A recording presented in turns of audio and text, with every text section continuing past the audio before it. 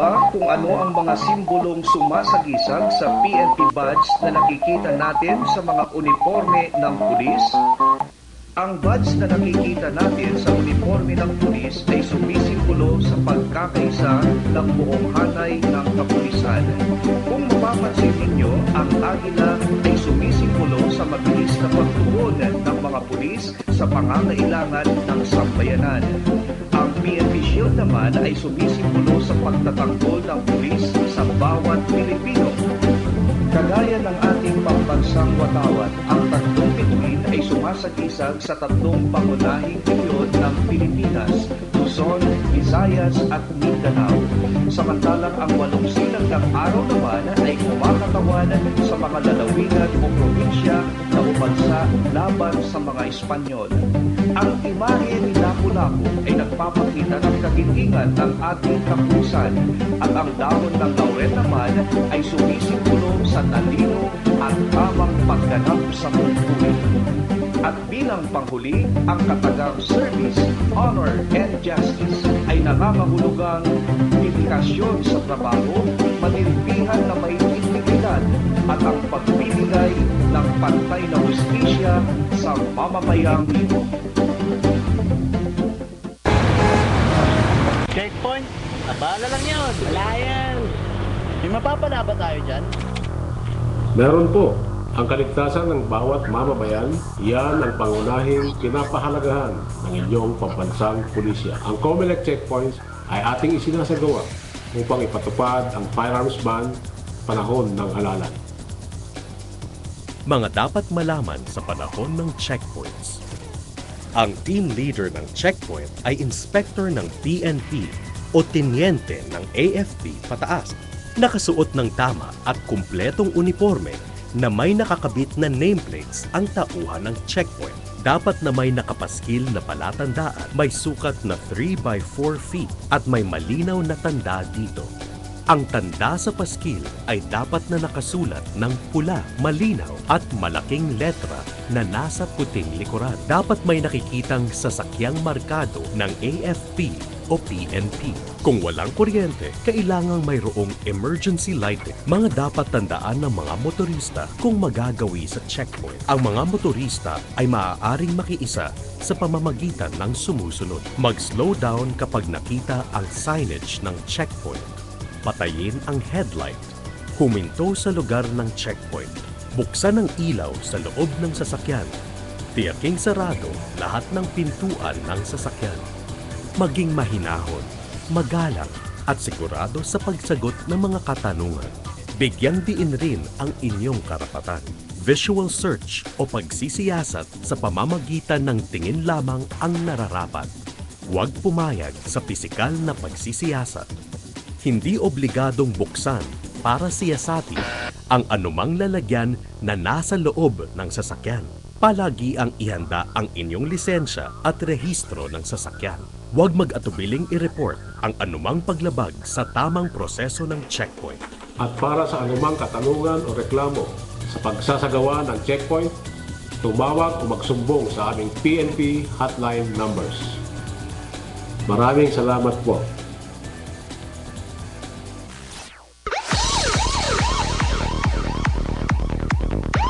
Mga kababayan, ito po ang inyong lingkod, Colonel Max Valiente ng Philippine National Police. Mas pinatatag na may paninindigan, sama-samang lakas, ito ang bagong Police at Media.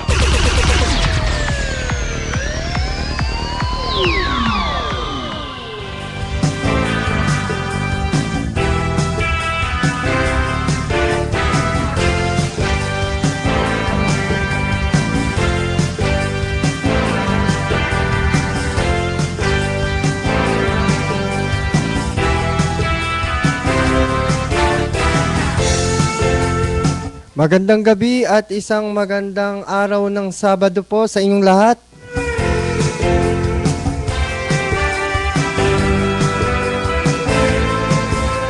Kamusta po ang inyong maghapon?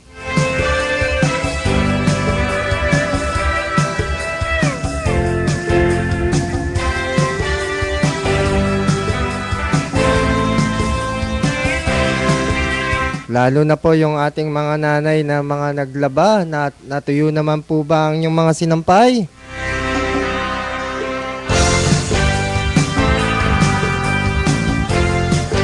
Bagamat po nagkaroon ng konting pag-ambon kaninang tanghali, binigyan pa rin po tayo ng Panginoon ng isang maganda at maliwalas na panahon ngayong araw ng Sabado.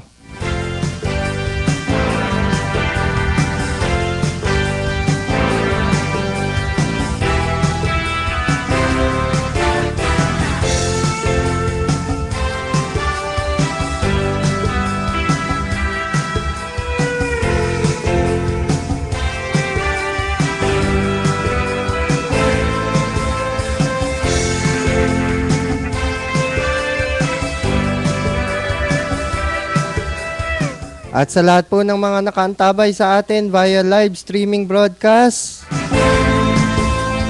at nakaantabay sa ating website ng afpradio.ph,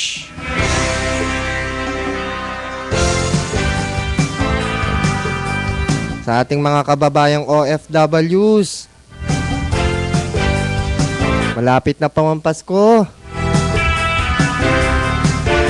At ingat-ingat po kayo sa mga pipiliin yung mga agencies na pagpapadala nyo ng inyong mga package para sa inyong mga kamag-anakan.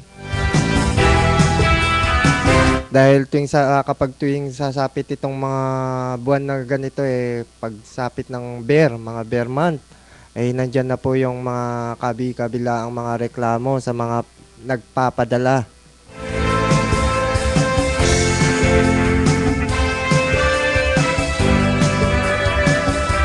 Maya-maya tatalakayin natin ng konti yan. At hindi na po natin pakakabaan pa.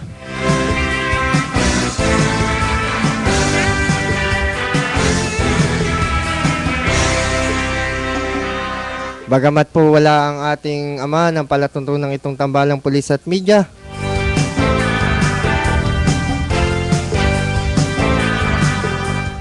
tiyak naman po tayo na gumagawa po si Colonel Valiente ng mga kaparaanan kung paano po siya makakatawag at makapagbigay sa atin ng mahalagang impormasyon sa kanyang kinaroroonan. At para na rin mabigyan tayo ng mga update sa mga nakalap niyang mga balita sa loob ng isang linggo. Ako po muna ang inyong samahan sa loob ng isang oras. Ang inyong pong lingkod, Ronald Angeles. At salamat din po sa sinundan nating palatuntunang good news for adults only.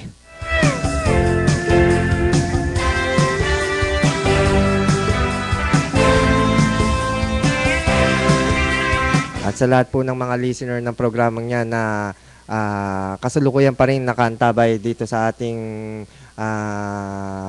pagpoprograma.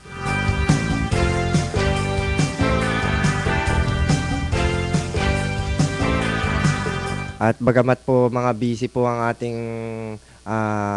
maraming ahensya ng gobyerno para ayudahan at bigyan ng assistance ang ating mga kababayan dyan sa Bohol at Cebu, yung mga lugar na naapektuhan ng paglindol dyan sa Central Visayas.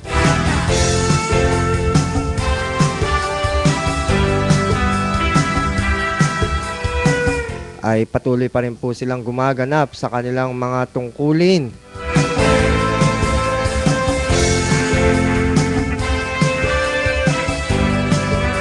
At gaya pa rin po ng dati, ang palatuntunan pong ito ay nagbibigay sa inyo ng mga balitang para sa ating mga kapulisan, balitang nagmula sa ating PNP.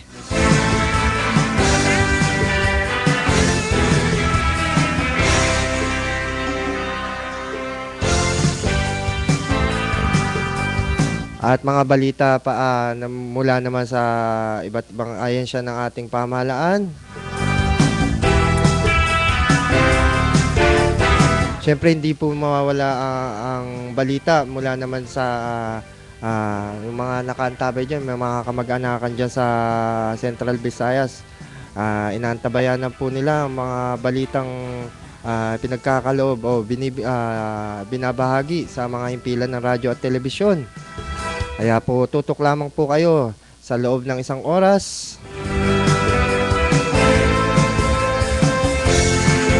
At maya-maya rin po ay pagkakalob namin sa inyo ang mga balita naman tungkol sa darating na barangay election. 13 minuto makalipas ang ikapito ng gabi. At sa hanay po ng ating mga balita, PNP exam bukas na. Oplan Undas, kasado na sa Nabotas. MMDA maghihigpit sa campaign motorcades. NAIA 1 rehabilitation minamadali na.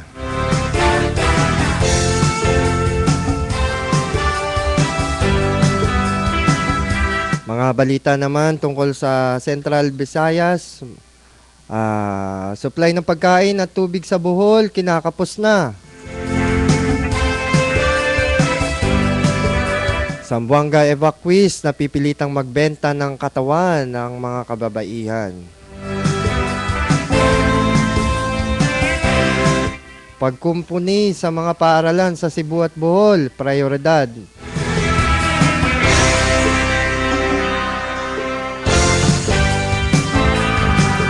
Comelec and Bank tatalakayin ng sitwasyon sa Bohol.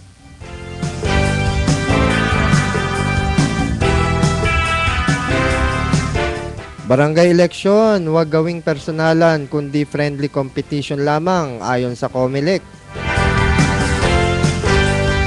At sinkhole sa Bohol dumarami mula sa pillbox.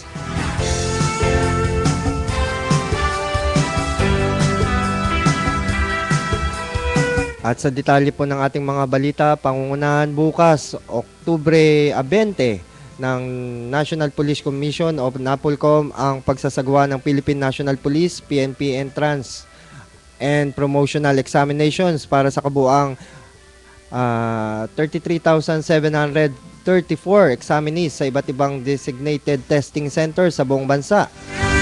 Ayon kay NAPOLCOM Vice Chairman and Executive Officer Eduardo Escueta,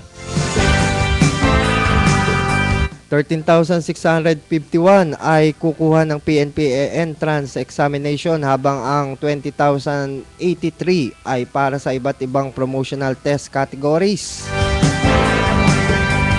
Saklaw umano ng PNP entrance examination ang general information, verbal reasoning, quantitative reasoning at logical reasoning. Habang nakapaloob naman sa promotional examination ang general information, police administration and operations, at police customs and traditions, values and ethical standards. Inuobliga ng komisyon ang lahat ng examinees na mahigpit na sundin ang dress code sa pagtungo sa kanilang examination centers. Ang mga aplikante para sa PNP entrance examination ay kinakailangan magsuot ng plain white t-shirt, polo shirt, dark pants at shoes, habang ang kukuha para sa promotional examinations ay dapat magsuot ng GOA, Type B o ang PNP Patrol Uniform. Binalaan na rin ng komisyon ang sinumang gagawa ng anumang uri ng irregularidad na maharap sa kaukulang kaparusahan bukod sa pagpapawalang bisa ng ng resulta ng examination nito.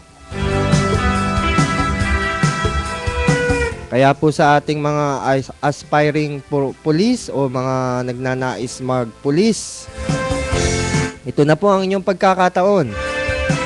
At nabanggit naman po dito yung mga kailangan nyong gawin. Ang kailangan nyo lang po ay paghandaan. Bukas na po yan. Tandaan nyo po, ang PNP exam, gaganapin na po bukas.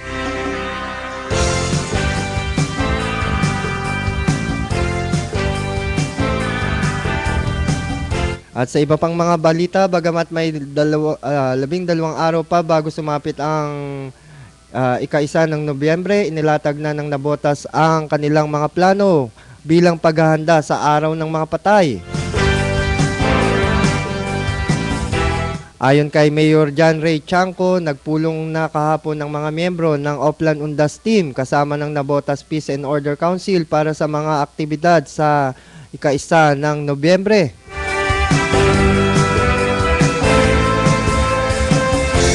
Inatasan naman ni Mayor Chanco ang hepe ng City Environment and Natural Resources Office at City Engineering Office na umpisahan na ang paglilinis at pagpipintura ng mga puntod sa mga pampublikong sementeryo sa Nabotas.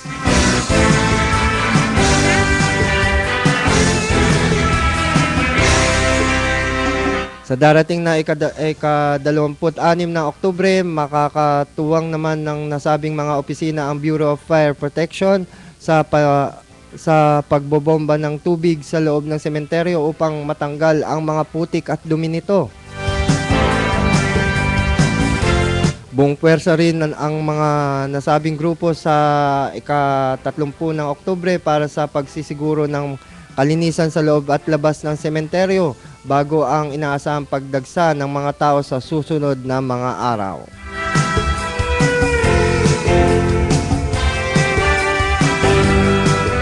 Nagpaabiso na ng maaga ang lokal na pamahalaan sa mga residente na ang nasabing petsa at huling araw ng paglilinis at pagpipintura ng puntod.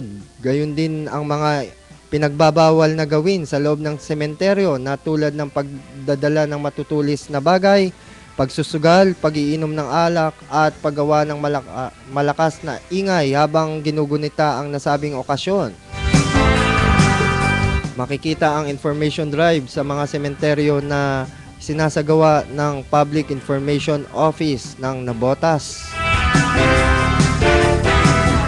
Pinapaabot na rin na sa Oktubre 31, isasara ng ang Governor Pascual Street, Barangay San Jose, Nabotas sa trapiko mula Bacog Street hanggang R. Padilla Street, pangungunahan ng City Traffic and Parking Management Office, Task Force, Disiplina at Philippine National Police Nabotas ang mahigpit na pagbabantay sa 3 sementeryo sa lungsod, ang City Cemetery, Catholic Cemetery at Immaculate Garden na matatagpuan sa nasabing mga kalsada. Inalerto na rin ni Mayor Chanco ang Health Emergency Management Staff sa anumang di inaasahang sakuna habang ang Liga ng Kalinisan ng Nabotas ay itinalaga na rin sa iba't ibang parte ng nasabing lugar upang mapanatili ang kalinisan sa araw ng Undas.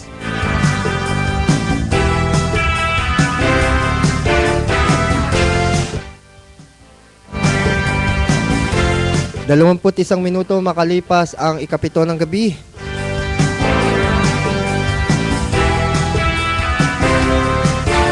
At sa pagpapatuloy po ng ating mga balita, inaprubahan na ng Commission on Election o COMELEC ang kahilingan ng Metropolitan Manila Development Authority o MMDA na si Chairman Francis Tolentino na maghigpit sa paggamit ng mga pangunahing lansangan kaugnay ng inaasahang campaign motorcade, pagtitipon at iba pang aktibidad ng mga kandidato sa barangay election.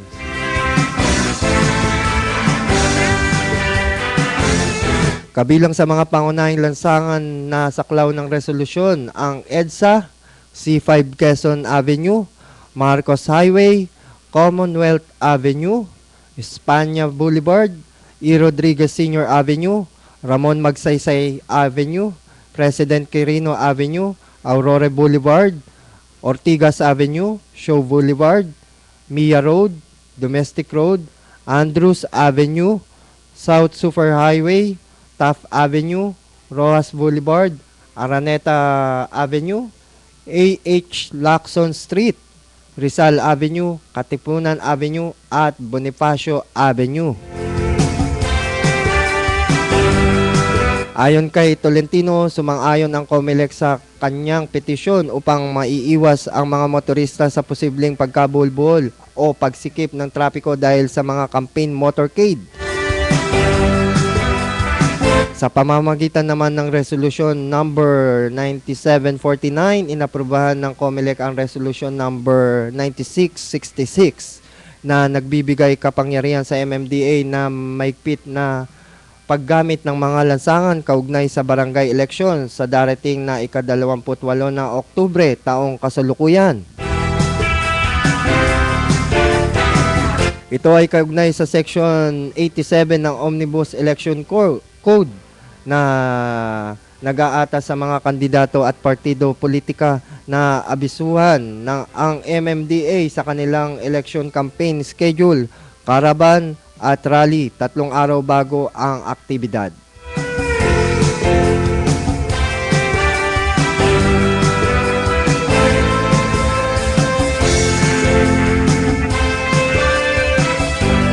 Dalawamput-apat na minuto makalipas ang ika-7 ng gabi, kayo pa rin po ay patuloy na nakikinig dito sa palatuntunang Tambalang Pulis at Media. At sa pangalan po ng ama ng palatuntunan itong si Colonel Max Valiente, ang inyo pong lingkod, Ronald Angeles.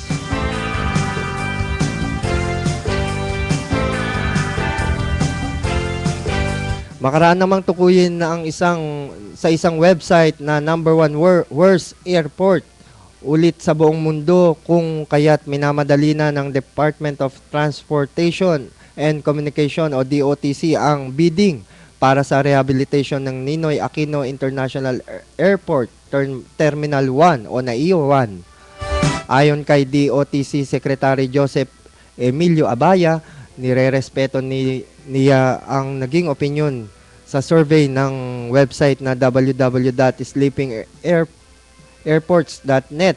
Subalit binigyan din nito na ginagawa ng gobyerno ang lahat ng kaparaanan para malutas ang pangit na impresyon sa NAIA 1. Ayon sa DOTC, may nakalaan ng pondo ang pamahalaan na aabot sa 1 bilyon para sa rehabilitation ng naturang paliparan at inaasahang mai-award na ang kontrata sa darating na Disyembre upang makaabot sa palugit hanggang Nobyembre taong 2014. Dahil dapat din umano na handa ang NAIA Terminal 1 bago sumapit ang Asia Pacific Cooperation o APEC Ministerial Meeting sa darating na taong 2014, buwan ng Nobyembre. Idinagdag pa nito na bukod sa rehabilitation, plano ring magtayo ng mas komportableng arrival extension building para sa mga maghahatid at susundo ng mga pasahero. Aminado naman ng kalihim na mistulang mga preso umano ang mga taong sumusundo sa mga pasahero dahil sa rehas na harang habang nakabilad sa init ng araw.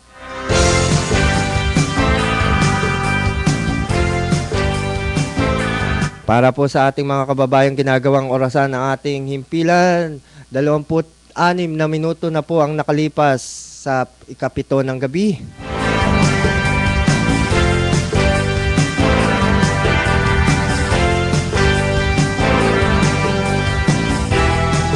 Dumako naman po tayo sa mga balita sa Central Luzon na may kaugnayan po sa mga lugar na naapektuhan po ng lindol.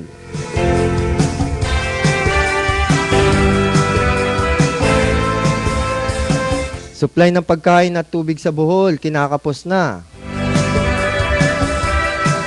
Inirereklamo sa ngayon ng libu-libong residente na naapektuhan ng 7.2 magnitude earthquake ang hindi parehas at kawalan ng sistema sa pamamahagi ng tulong sa Bohol.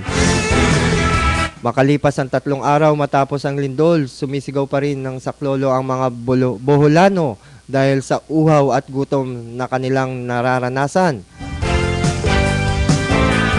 Kabilang ang mga residente ng bayan ng Tubigon na humingi ng tulong sa mga dumaraang helicopter at upang makita sila ay naglalagay sila ng palatandaan na may nakasulat na help sign sa kalsada.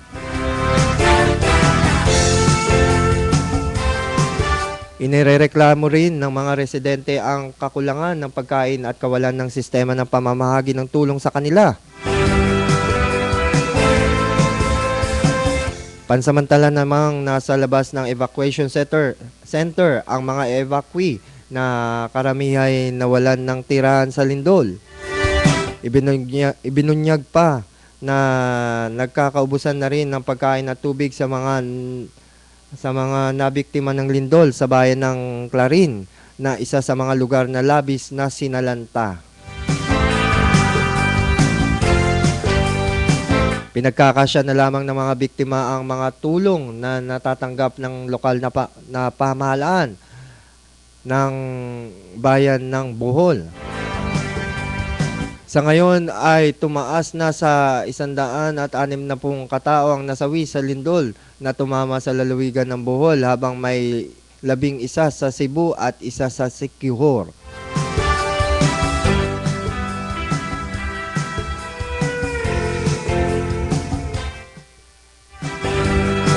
At Beno, bago po natin pagpatuloy ang ating mga balita, tayo po muna ay hihingi ng ilang mga paalala mula sa ating himpilan.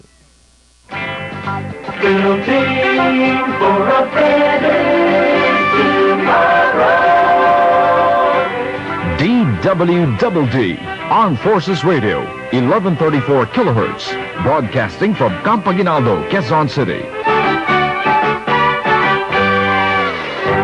Ang himpilang ito ay bahagi ng Civil Relations Service, Armed Forces of the Philippines. Ang DWDD, himpilan ng Kawal ng Bayan ay kasapi ng KBP, ang kapisanan ng mga broadcasters sa Pilipinas. Ang ating pong oras, 30 minuto makalipas ang 7 ng gabi. Bayanihan, mabuhay ng mapayapa at walang pinangangambahan sa sariling bayan.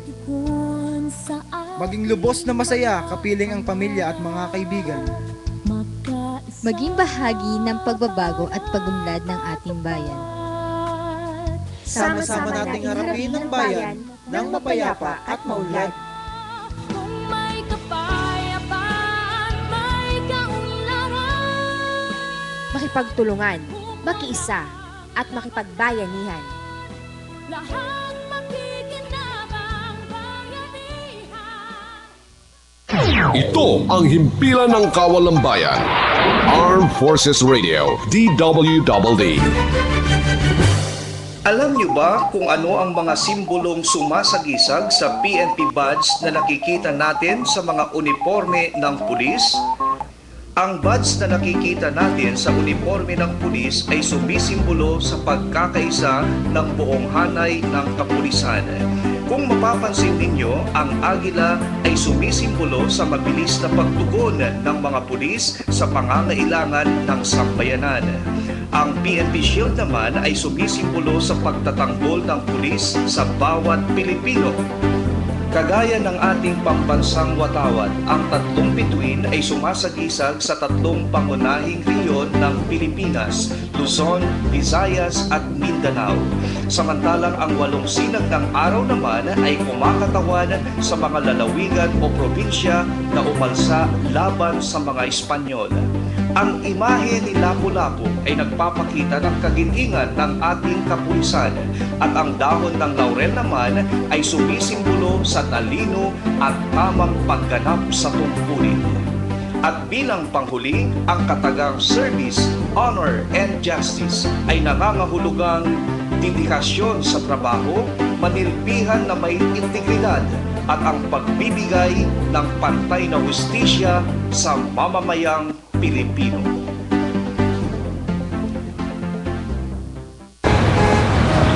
Checkpoint? Abala lang yun. Wala yan. May mapapala ba tayo dyan?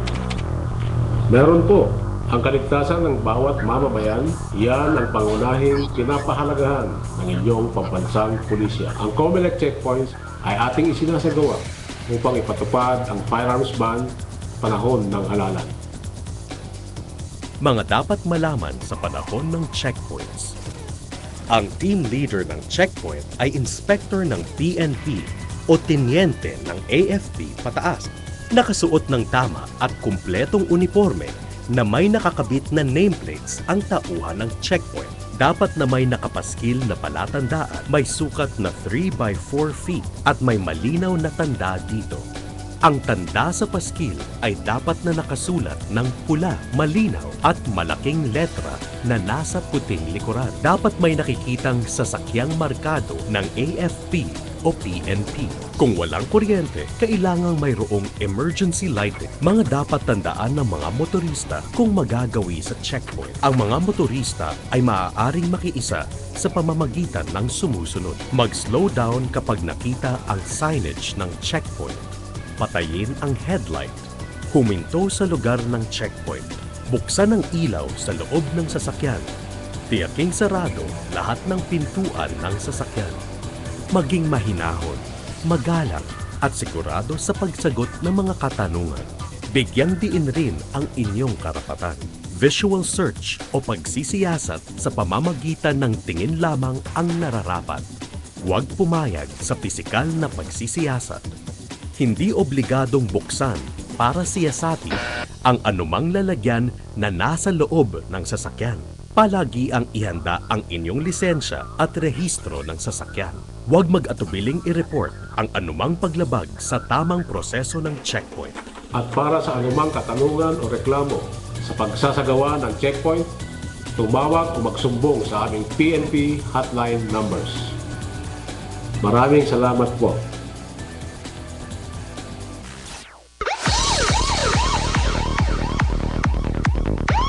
Mga kababayan, ito po ang inyong lingkod, Colonel Max Valiente ng Philippine National Police. Mas pinatatag na may paninindigan, sama-samang lakas, ito ang bagong Police at Media.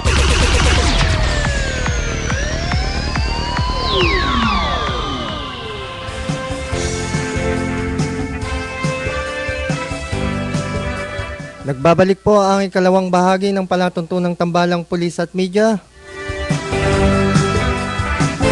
Sa pangalan po ng ama ng palatuntunang ito, walang iba kundi si Police Senior Superintendent Max Valiente. Ako po muna ang inyong samahan sa gabing ito sa loob ng pagsapit ng ikawalo ng gabi. Ang inyong pong lingkod, Ronald Angeles. At para po sa ating mga kababayang ginagawang orasan ng ating himpilan, 25 minuto bago sumapit ang ikawalo ng gabi. At sa pagpapatuloy po ng ating mga balita,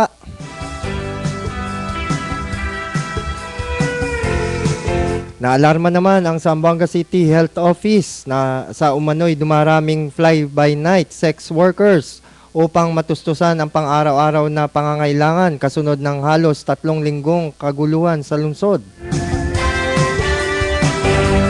Kinumpirma ng hepe ng CHO na si Dr. Rodelyn Agbulos na may mga natatanggap silang ulat na pumapasok na sa umano'y pagiging sex worker ang mga evacuees ng kaguluhan sa pagitan ng Miswari Faction, Moron National Liberation Front o MNLF at ng gobyerno. Sinabi pa ni Agbulos na kinagulat nila ang balita na umano'y bagsak presyo na ang kalakaran at ginagawa sa mga portalet, bleacher at tent ng evacuation areas. Pinababahala din ng doktor ang posibleng pagkalat ng sexually transmitted disease. Aniya humingi na ng tulong ang CHO sa AIDS Desk Department ng sa AIDS Desk at Health Department ng Department of Health upang matugis ang mga sex worker at may sailalim sa counseling.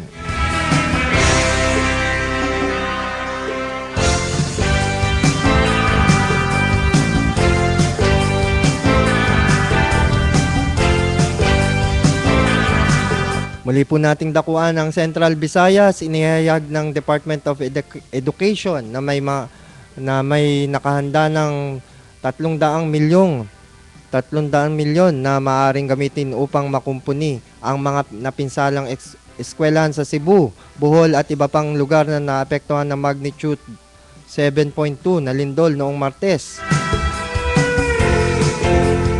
Ayon kay Education Secretary Armin Luistro, patuloy ang monitoring ng DepEd Central Office sa sitwasyon ng mga paaralan sa Central Visayas.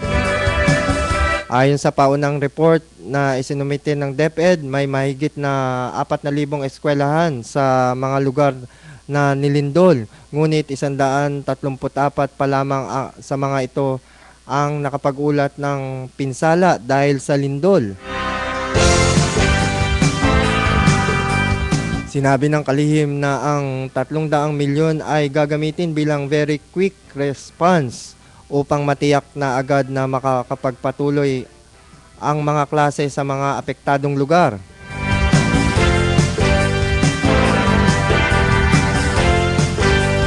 Bukod sa nakaantabay na 300 milyon, sinabi ni Luistro na hangad din ng DepEd na maaprubahan ng Department of Budget and Management o DBM ang karagdagang 400 milyon upang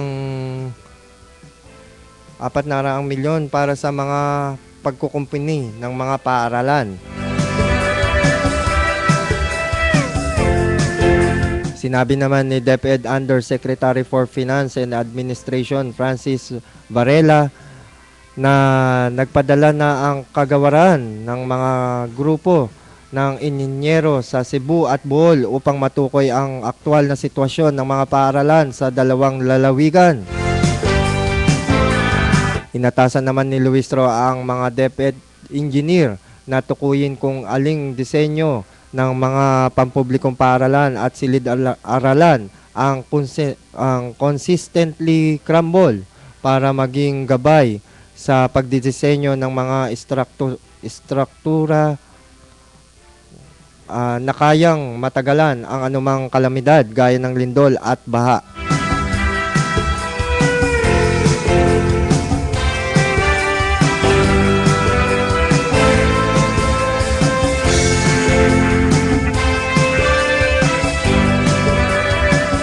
Sinkhole sa Bohol, dumarami. Binalaan naman ng Mines and Geosciences Bureau o MGB at PhilBox ang mga residente ng Bohol na huwag galawin ang lumalabas na tubig sa ilang sinkholes na natukoy sa kanilang lugar. Ayon kay MGB, sa inisyal nilang pag-aaral kasama ng PhilBox, lumalabas na phosphate liquid substance ang lumalabas dito na maaaring maging mapanganib sa tao o kung mapupunta sa mga katubigan ay posibleng magdulot ng fish kill. Sa ngayon ay may halos 6 na sinkholes na ang nakita ng PhilBox at MGB at ilan sa mga ito ay may lawak hanggang 20 talampakan. Paliwanag ni PhilBox Director Renato Solidum, normal ang pagkakaroon ng sinkholes pagkatapos ng lindol, ngunit kung malaki at marami ito ay mapanganib para sa publiko. Batay kay Solidum, maaari pang madagdagan ang mga butas na nakita sa lupa dahil tuloy-tuloy pa ang aftershocks. Katunayan, mahigit sa 1,600 na ang mga pagyanig na naitala habang mahigit sa 30 naman sa mga ito ang aktwal na nararamdaman ng mga residente.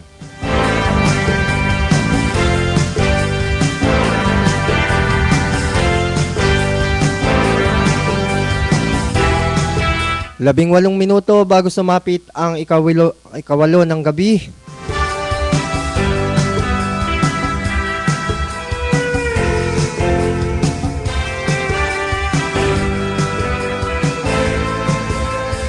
Tatalakayin naman ng Comelec and Bank ang sitwasyon sa Bohol. Magpupulong ang Commission on Election and Bank ngayong nagpulong kahapon ang Commission on Election and Bank. Kahapon ng hapon upang talakayin kung itutuloy Sa lugar na ito ang barangay election kasunod ng pagtama ng lindol sa Central Visayas, partikular sa probinsya ng Bohol. Sinabi ni COMELEC spokesperson James Jimenez na kasama nilang nagpulong ang COMELEC field officials na silang mag-ulat ng kalagayan ng lugar. Nilinaw din ni Jimenez na walang extension sa paghahain ng Certificate of Candidacy. Noong Biyernes ay nagbigay ng 2 oras na palugit ang COMELEC sa mga nais tumakbo sa barangay polls na gagawin sa darating na ika-28 ng Oktubre taong kasulukuyan. Samantala sinabi pa ni Jimenez na hihintayin nilang matapos ang clearing operation ng mga otoridad sa Zamboanga City bago magdesisyon kung kailan gagawin ang halalan. Maraming kabahayan at gusali ang nasira sa lungsod matapos ang halos 3 linggong bakbakan ng Moro National Liberation Front sa pamumuno ni Nur Miswari at ng mga laban sa ating pamahalaan. Aniya target ng COMELEC na maidaos ang halalan bago matapos ang mga termino ng incumbent officials sa katapusan ng Nobyembre. Nitong kamakalawa ay inumungkahi ni provincial government ng Bohol ang pagpapaliban sa halalan. Sinabi ng Bohol Governor Edgardo Chato nitong Miyerkules na naghain ng resolusyon ang provincial government sa COMELEC upang bigyan sila ng special elections. Magugunitang tumama ang magnitude 7.2 na lindol sa Central Visayas kung saan ang probinsya ng Bohol ang may pinakamalalang pinsala.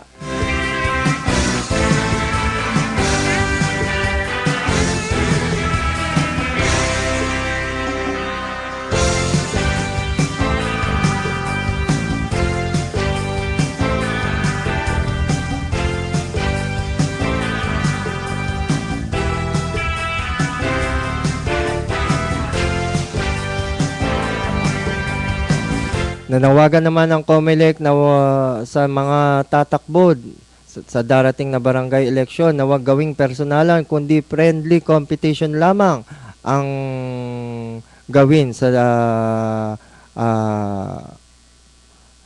darating na ika-28 ng Oktubre. Inuulat ng Commission on Election o COMELEC sa lungsod ng Tugigaraw na naging maayos ang filing ng Certificate of Candidacy o COC para sa mga kandidato sa barangay elections. Ito ay kinumpirma ni Attorney Boris Banuwag, Election Officer ng Tugigaraw. Ayon kay Banuwag, walang naging problema sa 1 linggong paghahain ng kandidatura ng mga nais tumakbo para sa halalan pambarangay sa darating na ika-28 ng Oktubre. Napag-alaman na hindi na nagbigay ng anumang pagpapalawig sa oras ng filing ng COC ang COMELEC. Sinabi pa ni Banuwag na eksaktong alas 5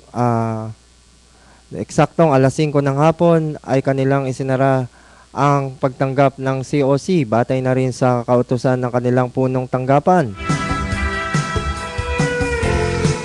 May kabuuang 1,208 naman ang naghain ng kanilang kandidatura sa pagkabarangay chairman at kagawad sa lungsod ng Tugigaraw.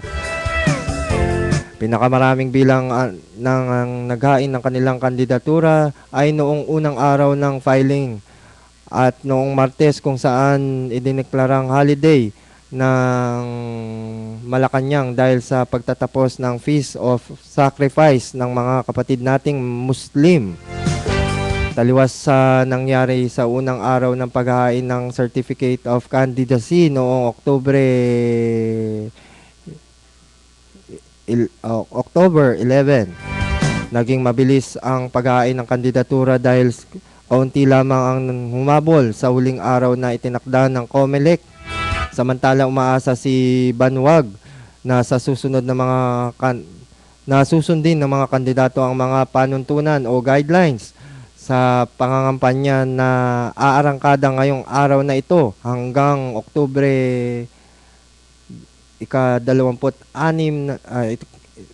hanggang ika-26 na Oktubre. Umapela na rin siya na wag gawing personalan ang labanan kung ituring itong friendly at ituring ito na lamang friendly competition upang maiwasan ang karahasan.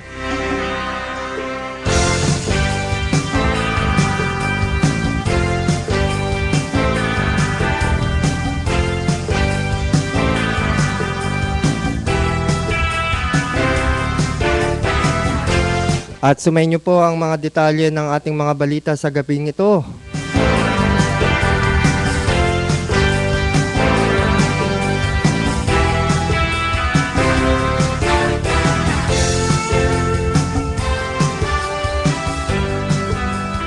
At gaya po ng aking nabanggit, bago po tayo magsimula ng ating palatuntunan, ay kami po magkakalob sa inyo ng ilang mga tips para dito nga sa nalalapit na undas.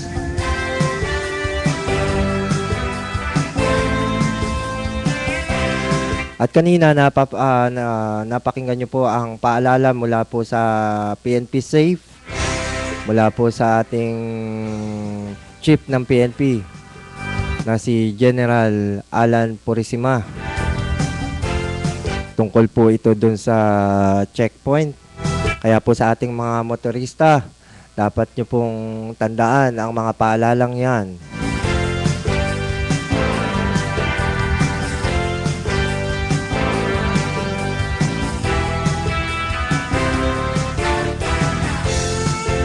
At tungkol nga po dito sa aking nabanggit na mga paalala po sa ating mga kababayan na gugunitain ang darating na undas sa 1 ng Nobyembre. Ito po'y paalala mula sa ating kapulisan. Lalo na kung iiwanan na walang bantay ang inyong mga tahanan at lahat kayo ay magtutungo sa sementeryo. O kung maiwasan naman po, mag-iwan po kayo ng tao sa inyong tahanan.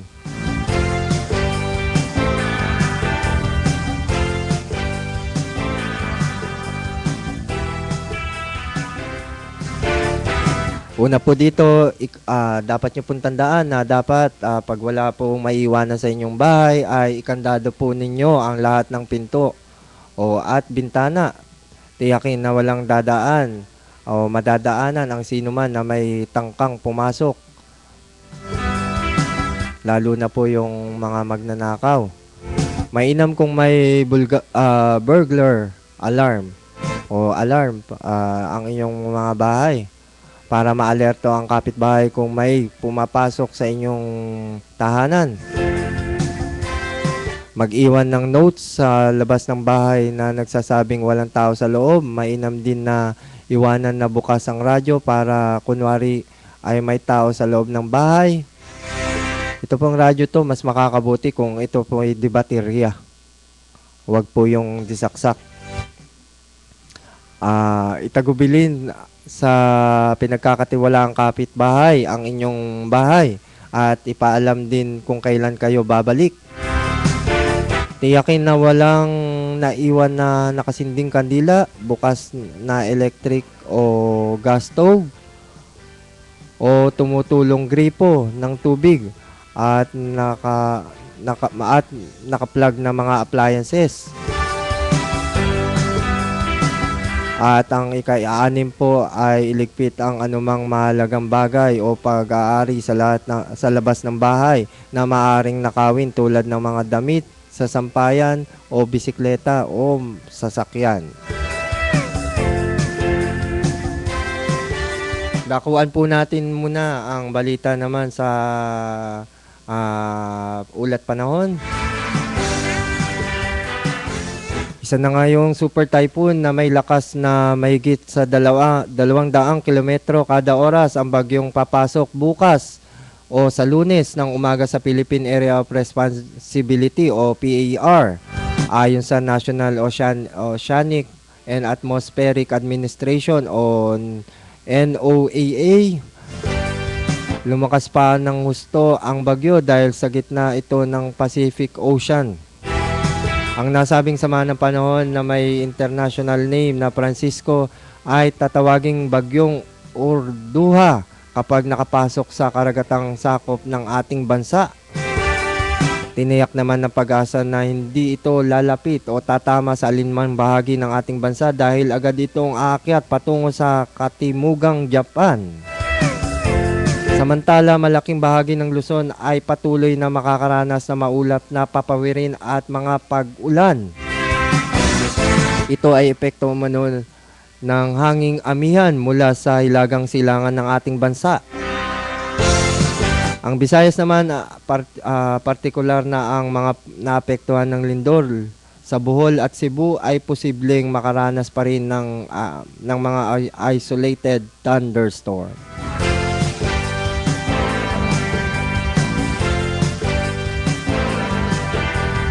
Anim na minuto bago sumapit ang ikawalo ng gabi. At sa iba pa po nating mga tips para sa ito nga pong pagpasok o nalalapit na undas para sa ating mga kababayan. Kung ang mga mahal nyo naman sa buhay na namatay na ay nasa malayong lugar, ito po ang dapat nyong tandaan. Lalo na po sa mga kung babiyahe at magdadala ng sariling sasakyan. Ito po ang dapat nyong ilista. Siyempre, bago bumiyahe, tiyaking maayos at walang problema ang sasakyan at tandaan ang mga sumusunod. Ito po ang may mga initial na blow bag o BLOWBAG. Ang B po ay sa battery. Ang L po ay para sa light. Ang O po ay para sa oil. Ang W po ay para sa water. Ang B po para sa brakes. Ang A po ay para sa air. Ang G po ay syempre para po sa gas. Yan po ang mga dapat nyong tutukan sa inyong mga sasakyan kung kayo po kung dadalhin nyo po ito sa lugar at upang gunitain po ang undas. Tiyakin na kumpleto ang dokumento mo sa pagmamaneho at papeles ng sasakyan. Halimbawa, insurance certificate, driver's license, vehicle registration at iba pa. Lalo na po dun sa mga second hand na mga biniling mga sasakyan. Yung mga deed of sale nyo. Ikatlo, tiyaking safety lock ang mga pinto at bintana lalo na kung may kasamang mga bata sa sasakyan.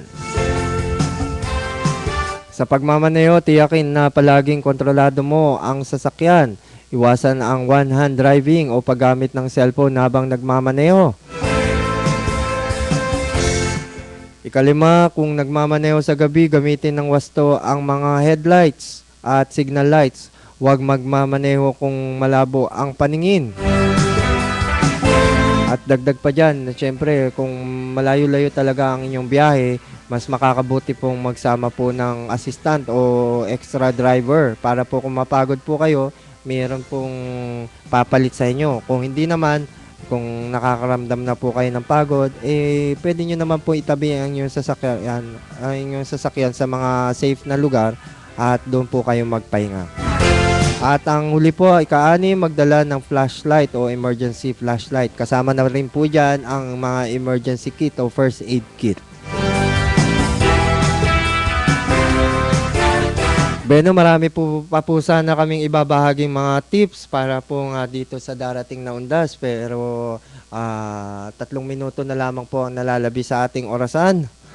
Bagamat po hindi nakatawag ang ating ama ng palatuntunan ng itong si Colonel Max Valiente. Sana po panalangin po natin ay nasa ligtas po silang lugar. Ligtas po sila. Lalo na po din sa kanyang may bahay na nagmimisyon. At kasama po ni Ma'am Ophel Valiente ang mga miyembro ng Inner Wheel International para naman mamahagi ng mga gamit ng ating mga pumapasok sa eskwela, ng ating mga estudyante. Kung hindi ako nagkakamali, sa Mindoro yata to. At Beno, 2 minuto na lamang po. Binabati ko rin po ang aking ate. Sana nakikinig ka ngayon at nanonood dyan sa Surigao. At sana rin nasa ayos kayo. At gayon din ang aking bayaw, ang aking mga pamangkin dyan. Kamusta na kayo? Binabati ko rin po ang nag-iisang anghel ng masa sa palatunto ng walang iba, si Ma'am Tina Shotwell Clemente. Pakinggan niyo po siya Monday to Friday dito po sa himpilan ng Armed Forces Radio. Nagsisimula po yan, ganap na 3 ng hapon. At syempre po, binabati ko rin po ng isang magandang gabi ang talagang di namimiss ang pakikinig po ng palatutunang ito na si Mami Cora Clemente. Mami, kamusta na po kayo? Long time no see. At gayon din, ang pagbati ko po sa aking mga kapatid dyan sa Anghel ng Masa. Sa darating pong Lunes, huwag niyo po din kalimutan pakinggan ang palatuntunan ng nag-iisang doktor ng motorsiklo, walang iba kundi si kasamang June Cabanyog Jr. Pakinggan niyo po ang kanyang palatuntunan ng J&J sa Double D sa ganap na 7 hanggang 8 ng gabi. Kung kayo po may mga isasangguni sa kanyang problema ng inyong mga motorsiklo, tawagan niyo po siya sa 801-2625. 801-2625. At wag po kayong magpapalit ng talapitan. Ang tabayanan niyo po ang susunod na palatuntunang laging tagumpay sa pangunguna po ni Bishop Jonathan Sebastian. Maraming salamat po at magandang gabi po sa inyong lahat.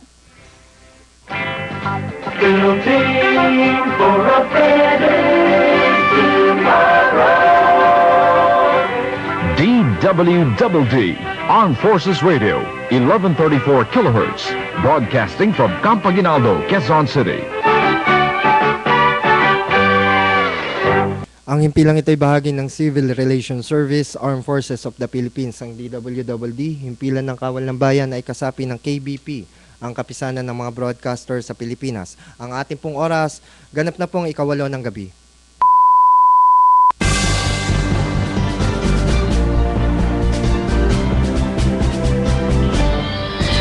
Ang pagkain sa bawat mesa ay mahalaga. Pero kung tayo ay walang tiyaga, wala tayong ihahaing pagkain sa ating hapag. Kaya't maging huwaran tayo sa kabataan sa pagsusumikap para sa pag-unlad. Itaguyod ang kanilang edukasyon upang maging kapaki-pakinabang sa susunod na henerasyon. Construction worker ako. Alam ko kung gaano kahirap kumita ng pera. Sa bawat 100 pisong kinikita ko, siguro 1 tabo ng pawis ang katapat. Sa ganito kahirap na kalagayan, hindi ko na naiisip magbisyo. Pero alam nyo ba, may mga kasamahan akong nagdodroga. Sabi nila nagbibisyo sila para makalimot sa problema. Maling-mali.